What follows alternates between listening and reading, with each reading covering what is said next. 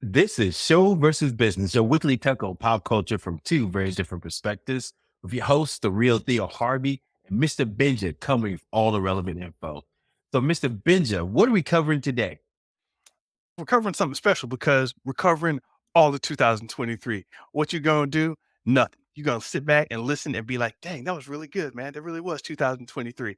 That's what we're doing for this little wrap up of the year. We're thankful so much for you guys for having us this year. Let's get into what we're going to be covering though. We've got five batches, not five stories, but five batches. We'll still call them stories though. We're gonna have the streaming world and movies and TV that we remember, some things that happened, a lot of crazy stuff went down. I know we were talking about Ahsoka, we were talking about things happening in Amazon football and all that. There's just all kinds of stuff happening this year. Also, we're gonna have our AI watch recap for 2023. A lot of things happened with AI. Some of you may have started using AI. I'm personally over here talking to Bing GPT. Stay cool, Bing. And we're just continuing on this ride. Was it everything we thought? Was it everything they promised? There's a lot of money involved, so we're going to bring it up anyway. Speaking of money being involved, we've also got the biggest business moves of 2023. Crazy things have been happening. A lot of money's been changing hands. And I'm not even going to say much about that because Thea's going to jump in there and be like, hold on now. So there's a lot to talk about with the business moves. Also, we're going to cover our general social media landscape. You guys remember Pinky Doll. You guys remember just the craziness with Threads and Elon Musk and Kanye West. Social media has changed us forever, and we're just now starting to realize that it's changing us, and a little stuff to talk about. So we're going to cover that too. And finally, we're putting our little banter-ish kind of discussion that we always have at the front at the end this time because we really want to close it out with our moves in 2023, what we've accomplished, where we've been, what we've learned, et cetera, et cetera. And Theo, I think that about covers it because I just want to get into it pretty soon, right? Is that it? I love it, man. This is what we're about. Our 2023 year review, Mr. Benja. Man, you know what? We're gonna skip the banter today. We're just gonna get right into it. So, you want to go ahead and start us out, Mr. Benja? Well, let's start it off with story number one. This is the 2023 Show versus Business streaming best movies and TV shows from 2023, plus some general talk about the streaming action. So I misordered that, but we're going to talk about the general streaming first. Yeah, streaming has been going crazy this year. We were getting used to these services, and then they started merging and licensing off stuff. We declared Netflix the winner of the streaming wars. Theo, what's the general landscape of streaming now in 2023? It's a hot mess, Mr. Benja. It's that ham is what it is. Hot a mess. Look, Netflix is one. Let's just put it out there. They're the only streaming service that is profitable now. Everyone else, even Disney Plus, which had those distance of overtaking Netflix, is suffering now. They're starting to think about new ways to generate revenue. Max, which used to be HBO Max, completely bastardized his brand and just became this hodgepodge of Dr. Pimple Popper and Succession. If you ever go to the streaming service, it's a mess, man. I'm trying to watch, what's the latest hot TV show or The Wire? And Dr. Pimple Popper, 90 Day Fiance, it just throws in my face every time I go to the app now. So anyway, and they're licensing all their great content of Batman and TV shows to Netflix now to generate some hot cash. So Yeah, HBO Max is a mess. I think Bryant was looking for a Watchmen, and it looks like that's going to be going away. So that's when Oh they hit that. man. Yeah, Watchmen was a great series that came out in 2019, predated the 2020 rest we saw. But yeah, so Max is down, Disney Plus is down. We've been talking about that on this pod for years. Paramount Plus, people have that. They get it every now and then. They're probably going to sell the whole company because they're not making any money. They're owned by the Redstones and it's probably owned by a family. And now that the chief of the Jerry Redstone is running it, but their dad had passed away not too long ago. And so they're probably going to sell it because they're just not making any money. And you got Peacock, which no people know about that one. I think me and the five other folks from NBC know about Peacock. Oh, But it's Andrew Mackey was talking about Peacock. He said Twisted Metal is going to get renewed, so I got to make sure I actually check it out. now. Got you. So like I said, it's these smothering of hodgepodge streaming service. Because remember at the time when Iger set it off, this kind of streaming war was saying in so many words that they were giving their best content to Netflix. He said it was like giving away nuclear arms to a third world country.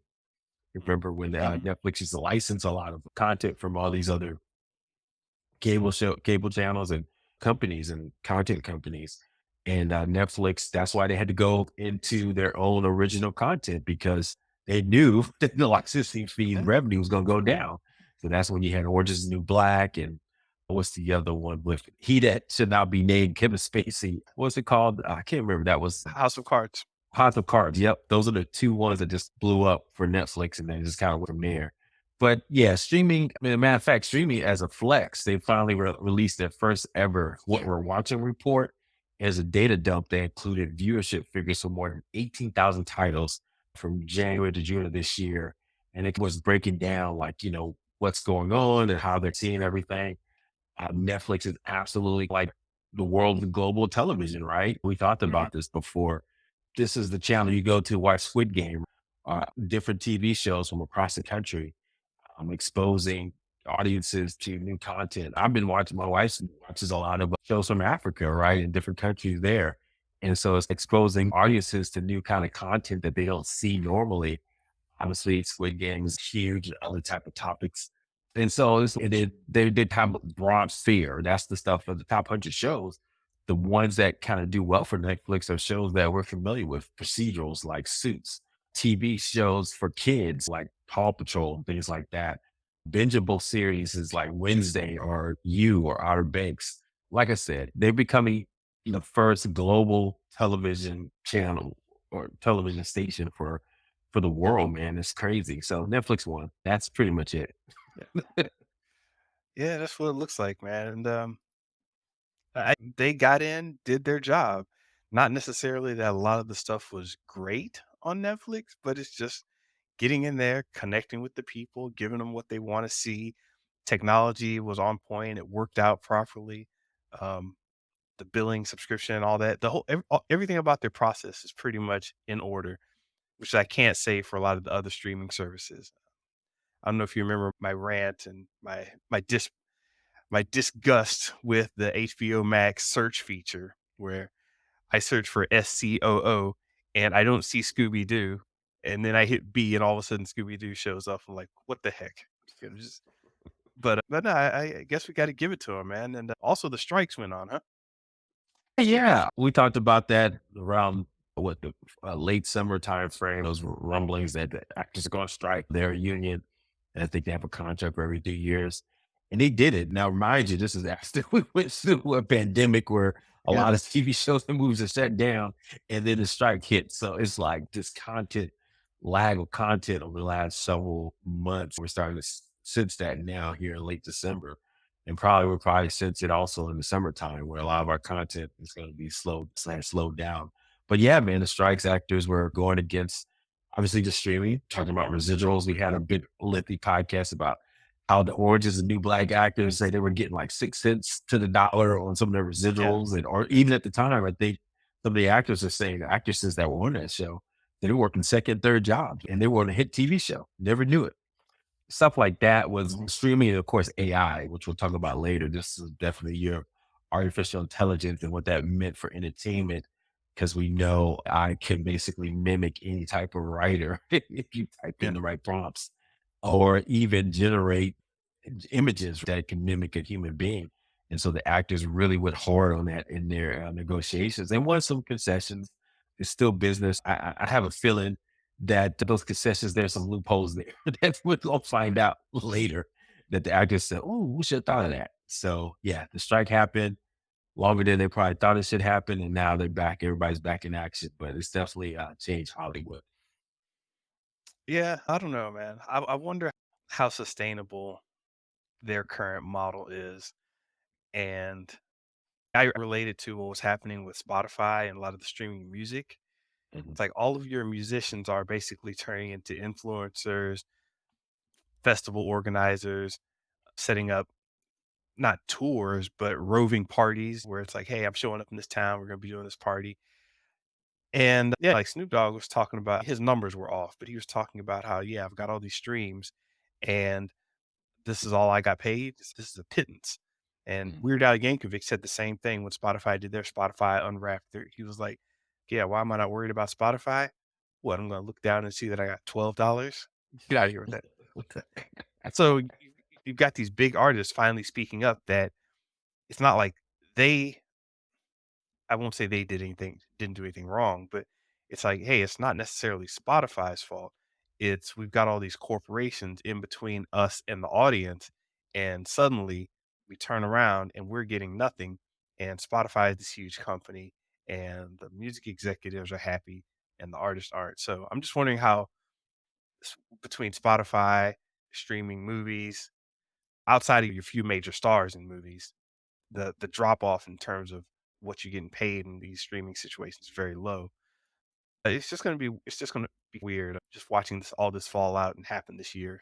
Yeah, two things on that. I just want to say that I think inherently the internet has broken how we distribute anything. And so, because distribution is free, content Oh is yeah. free in essence, is pretty much broken everything about that. So that's from, yeah, television shows, movies to music, right? Because it's free and people expect that, then of course, a lot of content is going to be generated that people are like, hey, I don't want to pay for this anymore. And so I think that's the core function of the internet. I don't think it's a bug, it's a feature. It was Yeah, created yeah. to be free. And that's why we have influencers or we have to do advertising because no one ain't paying nothing for the internet. And so that's just the core tenet for all this. And that's why the streamers came in so high. Because we like, oh, we get all this content for practically free. And then now everybody's trying to walk that shit back. They're like, nah, nah. Hold up, Shit. hold up. So anyway, make a long story. And then going back to your other thought about this, I love what you said about artists. You're right. Music artists, that's a good analogy to the movie and TV stars. Cause like you said, like a Taylor Swift, which you talk about. You're right. She's more of an influencer. Yes, she has music, but let's be honest, she hasn't produced any new music in the last year. She's just releasing her new music. People are having a good time singing old songs, and she's going to the city and having a good time and dating football players and just being an Doing influencer. movies. Yeah. Yeah, do a movie based on a concert based on music that she's already done before. It's just Yeah. so it's like you're right. It's more, are you truly an artist at that point? And so to your point, going back, we talked about this too. Hollywood doesn't know how to generate new movie stars. We grew up on the Denzel Washingtons Mhm. and the Tom Cruises and all these folks. And I was a Denzel Washington movie. I'm going there on Friday night to watch that movie. Yeah, yeah. Okay, was the only one that's popping off halfway decent. When I say pop off, that means they can open the movie almost and their name is like at the top, and people know that's their movie. And this guy, Timothy Chalamet, he's like the only one recently, and maybe Tom Holland is second. But those are the younger ones that have started to get their Right. name out there and open the movies. But man, they got some stars out there, all those kids from Euphoria, Zendaya, and I think what's her name, Sydney Sweeney. They're trying to get some stuff going. But man, no one knows who these kids are. Even Zendaya. So, could you see anybody going to see a Zendaya movie? I don't think so. It's got to be around a Marvel or a Dune. I'm not going to see Zendaya just be back in the day. There was See, a Julia Roberts yeah, movie, and you go yeah. see it. See, I come out to see the summer blockbuster where I depressed the hell out of everyone in the theater. My Name is There you Zendaya. go. It's like There you go. You know what? I didn't talk I about I this. I love her, but she's yeah, that blockbuster quality type of star. Yeah, I get it. Real quick, did you see that movie, Leave the World Behind, with Julia Roberts in it at all on No, that's Netflix? on my list. Yeah, go check it out. But she was one of the biggest stars of all time. Now she's relegated. Some of it's due to age, of course, to being in TV shows like from Netflix. But it just goes to show you, man, the state of Hollywood stardom. And we saw what happened to Will Smith. It's I don't know, man. So it's do movie stars and TV stars realize they have to be influencers now? And I don't think they do, to your point. Mm. Mr. Beast coming in 2024 to theaters everywhere. All right, what else we got here going on for the movies and streaming? MCU, we've been talking about it dying. We'll see what happens. I don't have too much to say on that. Nah, I think we talk about it enough, but we'll see. Feige still got two aces in his hole. Mhm. We know what those are, right? Yep, the X-Men and the Fantastic Four. And people really looking for Fantastic Four that much? No, I So, mean, so maybe it's just one ace. an ace and a jack, maybe. Yeah, I don't know. Yeah, there you go. So yeah, so like I said, we'll see. But this was definitely the year where the cracks were pretty much open between the Marvels and Quantum Mania, and obviously the TV shows. I think everybody's just exhausted a little bit. So we'll see. Yeah, definitely. James on the DC side, we got James Gunn shenanigans. Listen, there was a report that just came out from Jason Momoa. He was like, "Hey, listen, I'd love to keep doing Aquaman, but I'm just looking around and I'm not seeing my face or my name in the scripts or Aquaman in the scripts, and I don't know, it's just not looking good." I was like, "Whoa!" Suddenly, Jason Momoa, right before his movie's coming out, talking about, "Hey, my future isn't looking good." I don't know what that means, but James Gunn, what you doing, bro? Because he was talking I about James Gunn. I just think about Jason Momoa. He says, "Hey, I'm here for a good time, not a long time, right?" So Jason Momoa's mo about everything, especially Aquaman. So there it is. Yeah, I don't really have too much to add to that, but just saying James Gunn shenanigans. We talked about this all year long with just him announcing the Superman legacy that he's going to direct and write. And that's not even coming out for another freaking 2 years, right? 18 months. And so it's Man, like, well, and then, and all the shenanigans was he announced all the new, he basically wiped and clean a lot of stuff. And so all the stuff they had slated, like the Flash and Aquaman and the Blue Beetle, man, it's just almost like he shitted on the current content. You don't know, man. That stuff could have popped and they could have leveraged that, but it's almost like he just put to the trash dump and just dumped everything in the trash because he's in charge now. Which, so, like I uh, said, I'm not hating on him. I respect it, but at the same time, now that we're in the midst of MCU falling, DC was always on faltering. So, what hope did they have? I don't know. exactly. All right. So let's just run through really quick some TV shows that people were talking about or that people liked. The Last of Us, I actually had to stop watching it, but I respect it. Oh, you did? I didn't know that. Yeah, I started into it and I was like, huh, all right, and turned it off. You played the game though, right? A little bit. Okay, so you I weren't didn't really a play fan. much of that either. I was just like, whatever. Oh, okay. I was a fan, man. Pedro Pascal, and I have a daughter, so it's brought all that to the forefront. So it's definitely a dad type of movie mixed with some horror, survivalist, dystopian future stuff. But yeah, I liked it. I love zombie, not that. We had Star Trek Strange New World. I didn't check that out at all. Oh yeah, I'm a fan, man. Best Star Trek show by far in a while. It just brings back that fun of Star Trek. And I think I told you there was a musical episode you gotta watch that was reminiscent of Buffy, the musical episode there, where it was relevant to the story and drew drove plot lines and very yeah, very good show. So go check it out. All right. Loki season 2 was a lot. There was just a lot of time, googly moogly going on. A lot of people really liked the beauty of it and, oh, he finished his arc and everything. Once again, I think it took Marvel to a place it didn't need to go, and it got away from strengthening Marvel as it should be strengthened, but that's similar to how people were talking about Andor last year. It's, "Oh, I love Andor." It's, "Yeah, but yeah, okay." I love it. I love it. Yeah, I didn't really love it. I love what you said. So that's my take on Loki season two. Alright, and big surprise, One Piece came out and knocked it out the park. People were really surprised. Anime live action is now a thing. Yeah, you saw the whole series, right? That okay, yeah. I know you've read some of the manga and you read did you have you caught up in the whole manga and the whole I'm television the clo anime? I'm closing in on 700 episodes out of 1,000, Look at 100 you, something. Mr. Benja. And you told me about this months year a long time ago. And I was just like, yeah, whatever. And then I finally got it now. So thanks to you. And then me and the kids watched it and thoroughly enjoyed it. So hope the TV show matches the excitement. I tried to read the manga, I couldn't do it. It it's a I different read thing. comic books. Yeah, I read comic books of Invincible, so I can catch up on that. I got through that. Game of Thrones, I read all the books because I got through that. I couldn't go through manga, man. So it's just not my type of thing. But I liked it. I liked the live action. And to your point, I was surprised because they had what failures with Cowboy Bebop and what's the other one? One Note. Yeah, they sucked. Not OneNote. Death Note. Thank you. Yeah. Death Note, I actually didn't mind too much, but they tried to stuff an entire season down into a movie, so it got yeah, I could see how people didn't like it. I was filling in pieces of the story in my head. But speaking of filling in pieces of story, Ahsoka also dropped. Yeah, Filoniverse. Rebel season 5 came out, Ahsoka came out. It really didn't blow my socks away or anything like that, but it But you just wanted it to. You wanted it to, I didn't did you? want it to. I did. And you know what? After seeing Rebels, I do that series. I got with you and Dr. Chris. We will have him on this pod one time. Got this pretty good, great show, man. They built the characters, and you felt that connection with all the characters. Yeah. And so they had pieces of that in the live action that I see why fans loved it. But man, I don't know, man. They dropped the ball. I don't know. It's just looked too slow plotting in places. Yeah, it didn't do anything. But I don't know, did it do more than Special Ops Lioness? That's one of yours. I've never even heard of that.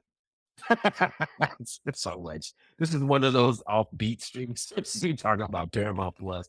I love it, man. There's Zoe Saldana, excuse me, Saldana, yeah, from Guardians of the Galaxy, and of course all the Avengers stuff. She did a TV show by Taylor Sheridan, who also does Yellowstone. Great show, man. It was just about what it's like being in the military and covert ops now, post 9/11, Mm, post pandemic. It's like a different war they're fighting. It's almost like they don't know, what they're fighting for, and they're just fighting. And so I thought that was a good, but really the story is based about a undercover op where a woman would go in and be friends with one of the biggest terrorist groups, daughter. And then mm, basically once she gets in with them, then they would go in for the kill.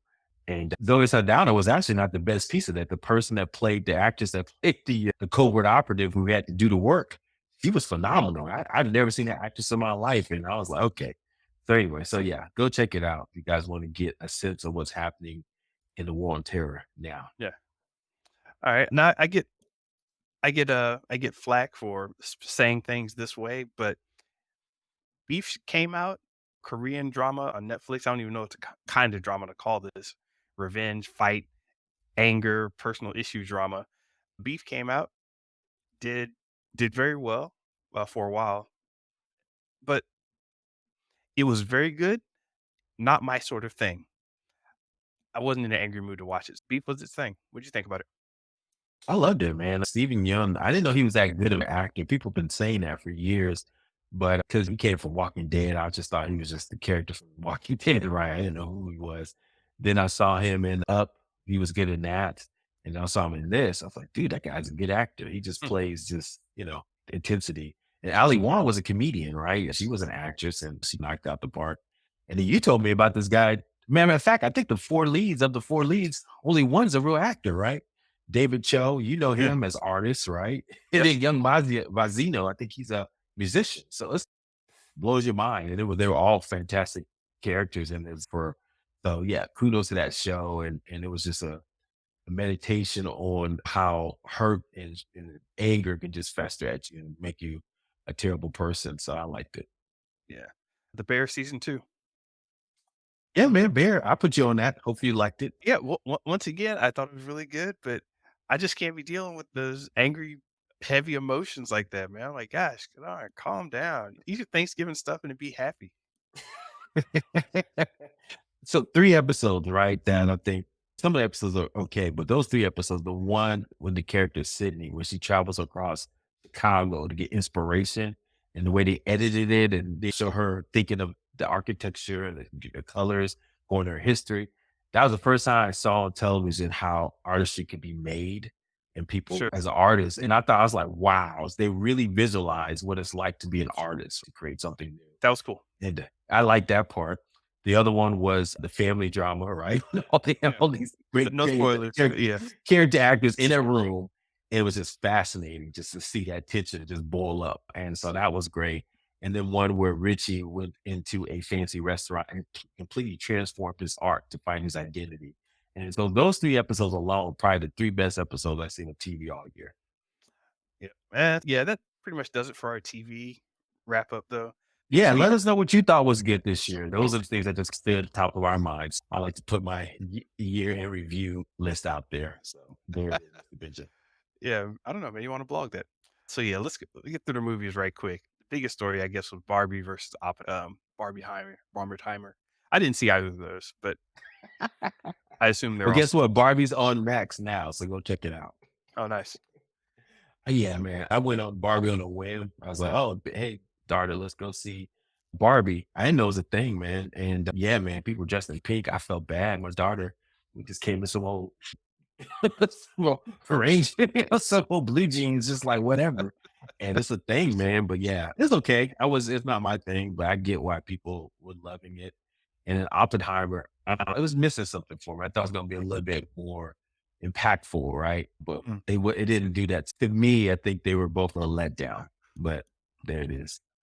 All right, let down for me, it was Quantumania and the Marvels, actually. I liked the Marvels, but it was a letdown in terms of what it could have been. Marvel dropping 2 soft turds on people. Agree. If you're gonna drop a bomb on somebody, you gotta make it nice and firm, not soft and falling apart. Yeah, would agree. But speaking of interstellar stuff, anything on Tubi is just interesting, and that's gonna be the mark of 2023 because Blacks and UFOs came out, and it's anything on Tubi gets a mention here. Facts, man. Those are double facts, man. Like, matter of fact, my wife and I saw this 2B show about Black women, lesbians living in a house together to figure out who was the biggest stud. And I was like, I'm there for it. And it was That's filmed like with an old 1989 camcorder. I'm there for it, Mr. Benja. oh, man, some other bangers, they cloned Tyrone. Guardians of the Galaxy 3, we got to see James Gunn doing his best before he went over to DC. Spider-Man Across the Spider-Verse really got people connected back into the whole Spider-Man thing and animation in a different way. So that was Oh, you excellent. remember the drama real quick on that one with the people going ham on the fact that the black Spider-Man was trying to give the white Spider Gwen. You remember that whole Yeah, incident? yeah. It's the cartoon, man. But anyway, it's a thing. Why she got her shoes on the bed? Why she got two brothers trying to get her? Exactly. There was also Godzilla Minus One, came out of nowhere kinda and just took over the theaters. Good stuff. Did you see it yet? No, Yeah, good stuff. Good stuff. Go check it out. and I didn't see the creator either. I've been slipping apparently. Yeah, I didn't do well in the movie, but it just I want to see original stuff. So this is like AI if it was alive and trying to fight for its rights. I loved it. Good stuff.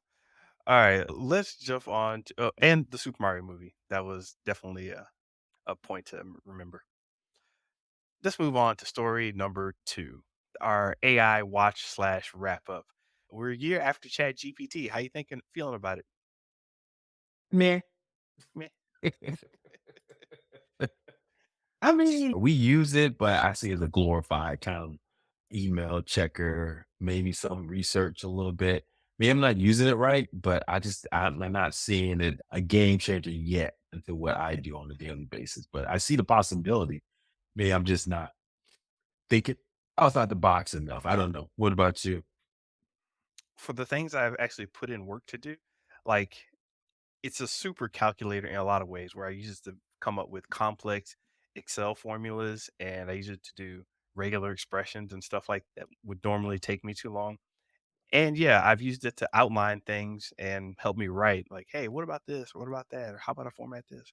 Yeah, as far as being groundbreaking though, I know it is groundbreaking for some, but I haven't really integrated it into my process. I just keep playing with a lot of bits of it. Eh, we got Bard, Bing, Meta's AI, and now Grok is coming along. So we got 4 AI beasts coming in and really fighting. Grok, by the way, is the one from X slash Twitter. And yeah, I think it's an interesting little race they're having there. Yeah, I don't have too many notes on that. It's just I think you said bits and pieces, but I think we're hinting at something here. It's like AI is supposed to be so revolutionary. I still think there's a missing piece. Maybe Apple needs to get involved. You got to make it something that's easy to use and that people don't even have to think about. And it's go ahead. Does it have to be like revolutionary in that sense? Was Amazon didn't feel revolutionary. It just slowly got better and was out front of everybody. So I think it can still be big. It just hasn't Mm. it's not that flying car moment that everybody always expects with technology. Yeah, yeah. And to your point, they're just gonna answer it. ChatGPT was what's it called? It's a signal flare. Hey, we're here. And Yeah. that's why I got everybody excited last year around this time. I was playing with it with my kids. But the usefulness is still there's a gap between the novelty and the usefulness. I'm gonna cape for AI right now. Video video AI, cheap articles written, cheap stories, story images, videos, characters without 6 fingers, 5 fingers, um, financial summaries. There's just so many little things that it's doing and so many little things that it's disrupting. I think it's bigger than we think it is, and that's my wrap up thought for AI. I agree. I think there is. I'm seeing it more and more to your point. We use it. I forgot. We do use it to do some editing for us. And I've been using some of the images and stuff. And we see that with people as well. So I would agree. But it's just personally, I hadn't taken the time to go in there deep. Yeah, and what happened with your boy Sam Altman? Who knows, man? Yeah. yeah, I just, it's a whole thing. We went into it detailed before. I would just say this that Sam wants power, it sounds, and he's going to try to figure out what that means. But he's constrained by the rules that he himself placed on the company by making a nonprofit. So I think his willingness to want the company to do good is being hampered by his willingness to have power. And so we talked about this, the need to do good for humanity to make sure AI is controlled Yep. versus I want to make as much money as possible. I think those two sides of Sam Altman are fighting, and we're seeing Mhm. that display in real time. Sounds like show versus business. Ooh, look what he did. I didn't pay you the big money. Story number 3. All right, so we got some business moves that happened and went down in 2023. We're just watching all these characters play out. And doggone it, Taylor Swift kept coming up. So we're gonna start off our little business discussion with the girl Taylor Swift. I just remember her meme going viral of her doing the little swimming pool dive. Did you ever see that? I'm She nah, I gotta go she look it up.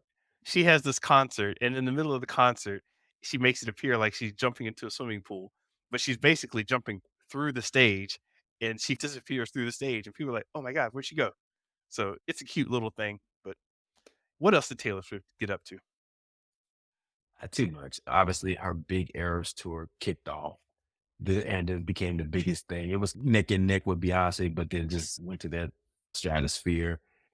And then she leveraged that to, and so basically biggest concert of all time, over $1 billion, and she's doing it worldwide. And then she got into this relationship with a football player, so that brought more attention to her audience that they probably knew about her, but now she was just in their face every Sunday with this relationship with Kelsey. What's the what? Travis Kelsey, excuse me, Yeah. for Kansas City. And now she had a movie that got released. And so now she's on the cover of Time. So it's just she jumped into another stratosphere of her fame and wealth and influence. And so this was a year of Taylor. Who knew? And like you said, there was a moment there where she went away for a couple of years. People did not like her, right? They felt she was annoying and all this stuff. But man, don't underestimate the power of artists, man, and what they can do and recreate themselves. And she's still the same person. People love her, man. And Yeah. I don't get it, but I understand it. Yeah, and I want to focus on her a little bit because she's representing that influencer brand persona that just corrals all this attention and money in her general direction.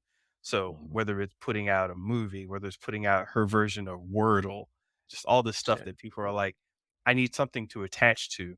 Oh, there's a brand, a person I can attach to. Yeah, forget the Spotify streams. I'm buying whatever she's putting out. So There it is. So, kudos to her. yeah, man. We already talked about Netflix, but they did officially win the streaming wars. They're making money there while everybody else is crying over how much money they lost. I was looking for some reward to give them, but I don't have anywhere. So kudos to them. I have this mysterious orange. What do you call these? It's not a Taurus. It's a. Is that what it is? A Taurus? I have no Yeah. idea. I, I forgot the mathematical term for the donut shape. Anyway, yes, SBF. Wait, what's the bank's name? Silicon Valley Silicon Bank. SVB. He wrote SVB here, and I said show versus business in my head, and I was like, wait a minute, that can't be right. Capitalize the V, yes, Silicon Valley Bank, of course. Right. What happened with that? Yeah, so Silicon Valley Bank was the bank of choice for a lot of startup companies, and they just ran out of cash. They were basically banks are basically not Ponzi schemes, but basically they're trying to say, hey, we can get access to capital we need to. But in the meantime, we're going to use your cash to make more money. And they got caught with their pants down when there was the atypical, what they call bank run, when people need to pull a bunch of cash out of their bank at the same time on the suspicion that Silicon Valley Bank did not have their money. And so, yeah, it just crashed. So it was weird that it happened like literally over a week. I think it was so fast that one minute we heard that they didn't have enough money. And then it's the VC world, they destroyed it.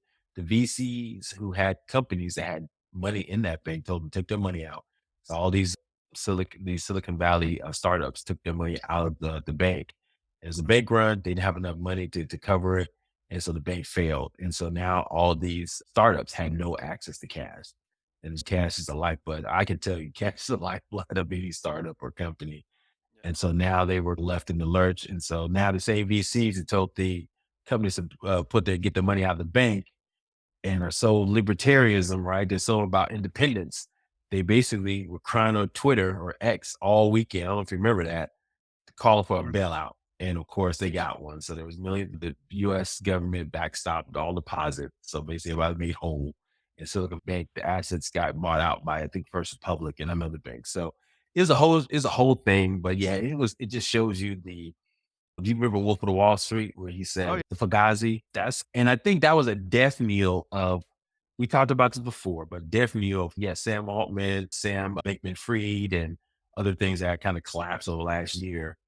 That was a death knell in metaverse, NFTs, just high flying Yeah. billion dollar status startups. Because now we're seeing everything fall apart in inflation. We didn't talk about this in the business notes, but inflation has been out of control. And so I think that the era of easy money is no longer there. We're going to see people who are going to win this new world are really going to be grinders because that era of just, yeah, make $1 million, buy this course or get money from startups, or you can borrow money at 0% interest. Them days are gone, man. And so I think that Silicon Valley Bank's failure is probably going to be it's been that canary in the coal mine for what's going to really happen for the long term of our economy.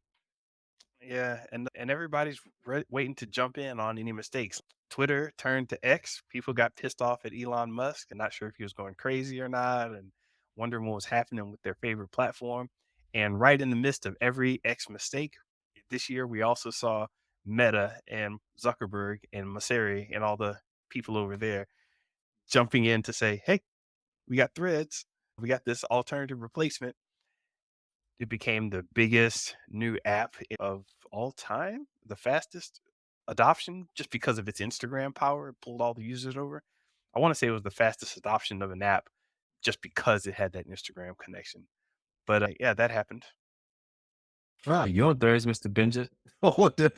What is your take on it? Is it here for the long haul? Is it here not just for a fun time, but a long time? What's going on?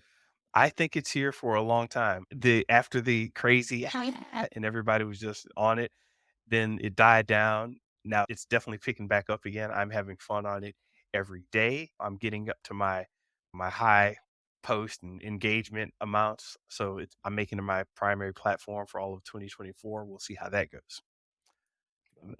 Yep. And hopefully Disney joins on because companies have been dumping X and jumping on threads like just like crazy. Christian Dior was on there. Whatchamacallit, Pizza Hut started threading. It's like all these companies are starting to post on threads, even though they don't have an advertising play just yet. So that'll come soon. But speaking of Bob Iger and Disney, what your boy came back. What happened here? We talked about this, man. Bob Iger came back. Oh man, everybody was loving it. Iger to the rescue. He's gonna save Disney. And then promptly the stock has sank like a rock, man. He's in the midst of one of the worst board proxy fights. And so basically people are trying to get more board seats without the approval of Disney. And so they think the direction Bob Iger's going. He's fighting that. Obviously, he's fighting the streaming wars, which he lost handily. So he's trying to figure out how he's going to recover money. He's got to figure out what he's going to do with ESPN. He's going to buy Hulu. That's gonna be another $9 billion. They just had the biggest layoff, 7,000 people. He announced early this year across the country, across the company. So yeah, Bob Iger is just in a mess, man, right now. And then we talk about also the death. His cable business is drying up. Disney Channel and other Expedia, because basically people are not buying cable anymore. And so cable was a good business model, because you got money two ways. People were paying for cable and they got ad revenue. And that's so now that's getting dried up. So the only thing that's saving helping them a little bit is the all the parks. But even now, I think I told you stories of my niece who worked there. Disney, this woke or go broke narrative that we talked about. A lot of people are poo-pooing on just going to Disney parks and Yeah. protesting. So anyway, he's very embattled right now, and so I don't know what this looks like for Disney's future. And there's another little factoid I found recently. He said, how does Disney stay connected to children's entertainment when 85% of kids under age 12 are seeking out YouTube before any other streaming service? And I think that's facts, man. I see that with my kids who are both 11 and 7. We have Disney Plus. My daughter watches every now and then. I can't get my 7-year-old to watch.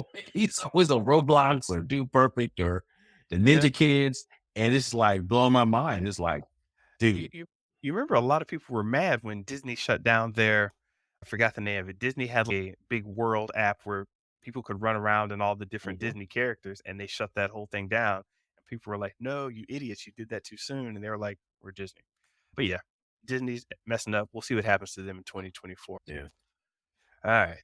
So I think we're good with the business news, and we should jump into story number 4. Social media has gone crazy in general. People are arguing, people are fighting. X has gone crazy. We'll start there.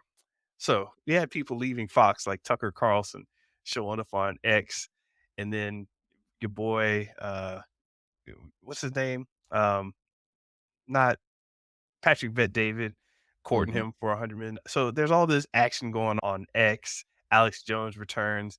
What? Kanye West was kicking up noise. Elon Musk himself, the X algorithm. So this is a huge funnel of information on social media in general. Most corporate pages, if they haven't taken them down or edited them, have a Twitter button or a little X button now. It's just there's just tons of people putting tons of information, and that's where the information news source is. That's where a lot of political and social discussions take place. And yeah, as far as social media, 2024 was the year that X started going off the rails, if you will. I don't even know if you use it, Theo. I don't anymore, but you're right, man. You'd be surprised at how many influencers are still posting stuff on X, even after all the shenanigans of basically, Elon Musk buying Twitter and just basically making a hellhole. And then now with some of this comments he made about Israel, but they're still posting on it. To your point, it's almost like it's learned behavior. They don't know any other better way. And so I was surprised by that. The people are still posting on Twitter, maybe slowly but surely, but there's still no alternative. Maybe Thread, maybe Mastodon or whatever alternative Chief Social, but nothing's taking its place. And so that goes to show you that, dang man, this was really a powerful product. No, it definitely was. Yeah, spaces are still kicking off on there. People still use it for messaging. A lot of websites you log into with your Twitter account. If you want to make a sort of press release that actually goes out to people, aside from the random people who read press releases, you post it on Twitter. It's just a thing. So that's that. And as we said before, that's what caused uh, Instagram's threads to take off. We'll see how that plays out, but people will complain that, hey, nothing's going on in thread. There's really no trending. There's no the feature set is so slim. It's gonna see it's gonna take a second to see how it all plays out. I'm gonna hang out there, but you can't take it from me because I hung out when Amp died. So And for don't those join. that don't know, because it happens so fast, people don't even know probably what AMP is anymore. It was the Amazon attempt to create this kind of what clubhouse type environment, if you Yeah. will. And so, yeah, they brought some celebrities on board to hype things up. But I guess that goes to show you too, man. Celebrities can't make a social platform no matter how hard you pay 'em or how much you pay them. I think so. There you go. yeah, I got paid from the app, so I got a little paycheck, and I was like, "Oh, shucks, And show me that's your why it mouth died, forever." Mr. Benja. That's why it Oh, yeah. died. They paid Oh, you yeah. as a celebrity and they couldn't sustain it. Yeah, we also had the Pinky Doll and the NPC craze went off. People acting like controlled characters online, basically. Big stars are starting to really cement themselves. Aiden Ross, Kai Cenat, Mr. Beast, we already knew, but his influence is spreading. And now, and even on the business side, Alex Hormozy. So this online influencer thing, Theo, that you talked about before, is really definitely starting to make itself known in 2023. No, it's crazy, man. We talk more about social media influencers than we do real TV, not real, but TV stars, movie stars. So that goes to show you Yeah, we how do. it's shifted. Yeah, I wonder what we'll have a whole predictions thing for 2024, but it's just really interesting to see. And as you said, you called it too. Hollywood doesn't know what to do with this stuff. They don't know, but they don't know what the play is. There's no playbook. It's just like, hey, who's that guy? I don't know. He's popular with the kids. Okay. And then they don't even know influencers. Remember, there was the path where they were trying to get to Hollywood at one time, but I think a lot of them was like, that, I'm good. I'm making millions of dollars a year. I don't have to do crap, but be myself. Why play a Yeah. character or do something else? Get that. Yeah. Kai Cenat, you wonder where some of these people come from. There's a platform called Twitch where people basically play games or sit in front of a camera and talk all day. Kai was talking about he was making 400,000 a month just from that platform. So you're sitting there, what? There's a whole thing about hot tub Twitch. Do you know about hot tub Twitch? Oh, I do not. Oh no. Don't make Okay, me Google. no, it's basically people sitting around in a hot tub while they're on Twitch, and they've got a laptop on the side of the hot tub. It could have been it could have been anything else, but seeing somebody in, like, their living room in a bathing suit in a hot tub, like a plastic hot tub, right? One of those plastic blow up tubs you just fill. I'm just YouTuber dies because the laptop fell in the hot tub. Story at 11. It's just right yourself.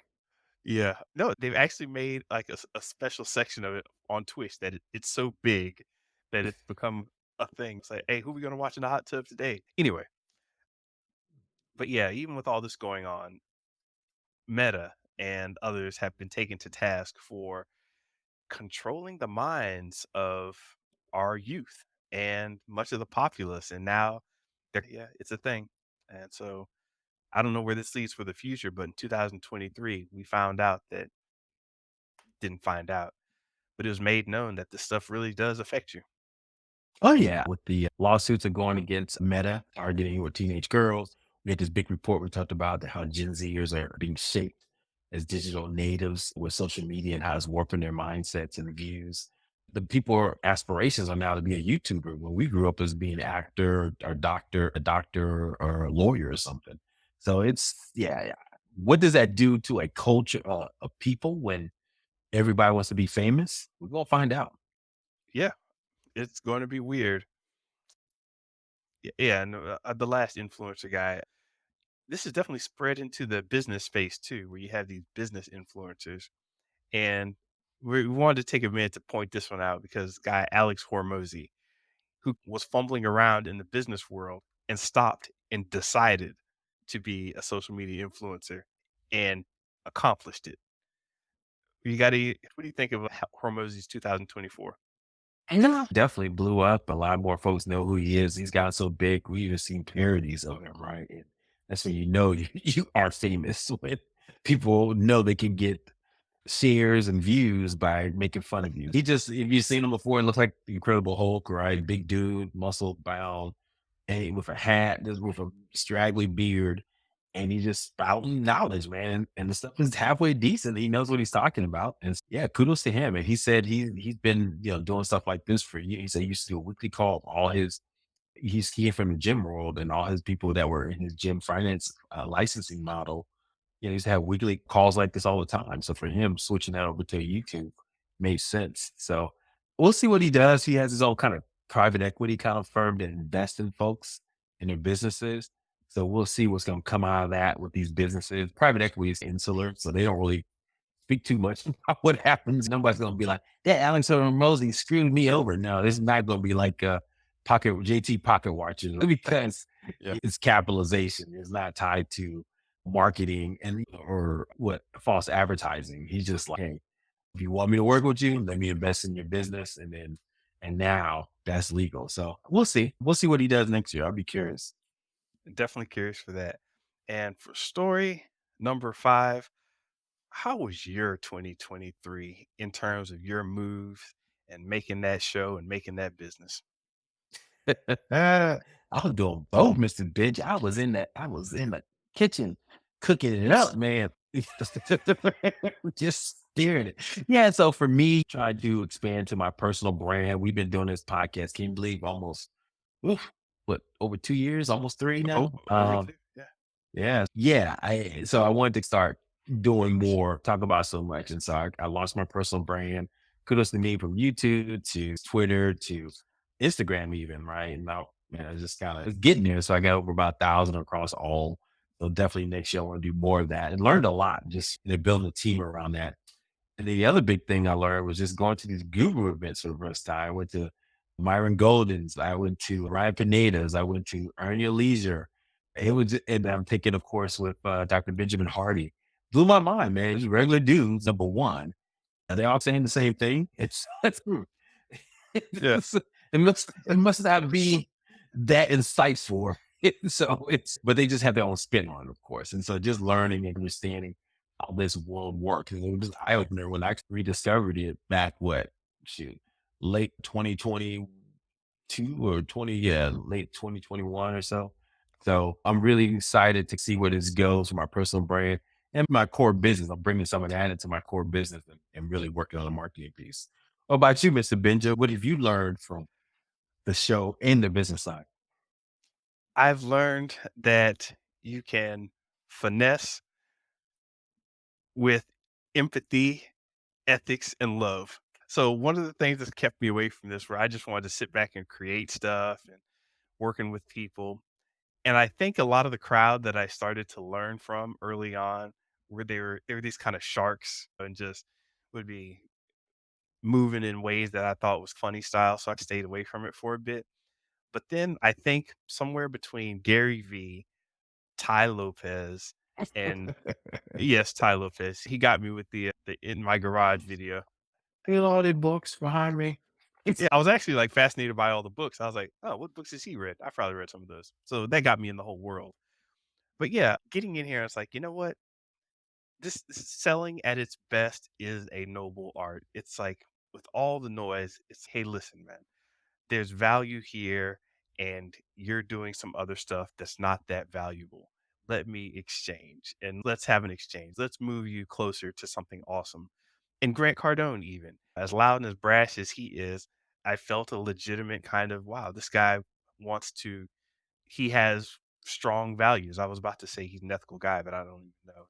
He does some shady business. But point is, I was just able to get a lot from these people. And you know what? Here's my understanding. Let me move forward on some of these things that I know in theory and start really putting it out there, readjusting my personal brand into more of a less of a artist and then a person that into a person that creates and builds on this idea of growth and providing value for people. Oh god, providing value for people. I haven't worked on this spiel at all.